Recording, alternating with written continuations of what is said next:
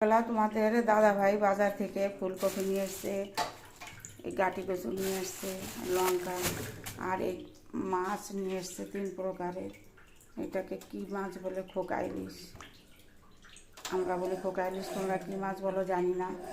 আর এইটা হচ্ছে বাটা মাছ। এই বাটা মাছের ঝাল করব ভেবেছি, এখনও ঠিক হয়নি কি করব। এটা ভাজা খাওয়ার জন্য হয়তো করব।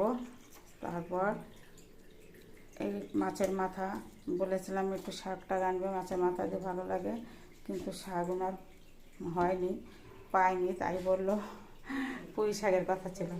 আর দেখো আমি এইখানে এই গাটি কচু কটা ধুয়ে নিয়েছি। এই কটাকে আমি এখন সিদ্ধ বসাবো। গ্যাস চলছে, আমি জল দেবো, দেখো কীরকম জল দেয়। আমি এটাকে এইভাবে জল দিয়ে সিদ্ধ করে নেব।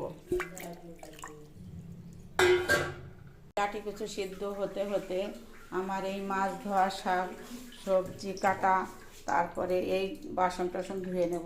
চলো, মাছগুলো কাটতে হবে, এইটা কাটা লাগবে না, এগুলো রেডি করবো। পেশে গাটি কচু হতে হতে আমার এই কাজগুলো হয়ে যাবে। সকালবেলা ঘুম থেকে উঠে আমি প্রায় 1 ঘন্টা হেঁটে এসেছি। হেঁটে আসার পরে মশারি, কিছু গামছা টামছা, কয়েকটা জিনিস ময়লা ছিল সেগুলো কাচা করে ফেলে দিয়েছি। তারপর পোছা করেছি। পোছা করার পরে আমি টিফিন বানিয়েছি, সবজি রুটি। তারপরে সবজি রুটি খেয়ে তারপরে আরও অনেক কাজ করেছি, যা কিছু বলার যায় না। থালা বাসন তো ছিল, সেগুলো করেছি। এখন আবার এতগুলো থালা বাসন বেরিয়েছে কী করে? সকালবেলা টিফিন খেলাম, তারপরে আবার এতগুলো বেরিয়েছে, এগুলো আবার করবো।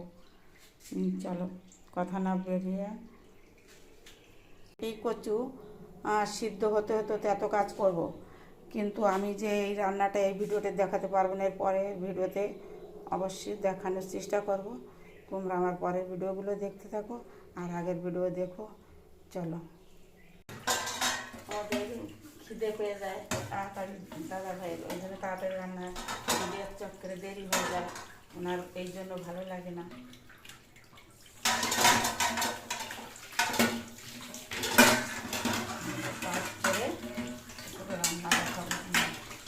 এইগুলো সব খাওয়ার পরে বেরিয়েছে, সবগুলো ঘর পেছা সবই ঠিক। আর মাছগুলো কেটে দিয়ে নেব। এই কটা ধুয়ে নিয়েছি, এখন এইগুলো কাটতে হবে। কানকোটা ফেলে দেবো, এই ভিতরেরটা ফেলে দেবো কানকো, আর পেটটা কাটবো, খোসাটা ফেলে দেবো, ব্যাস।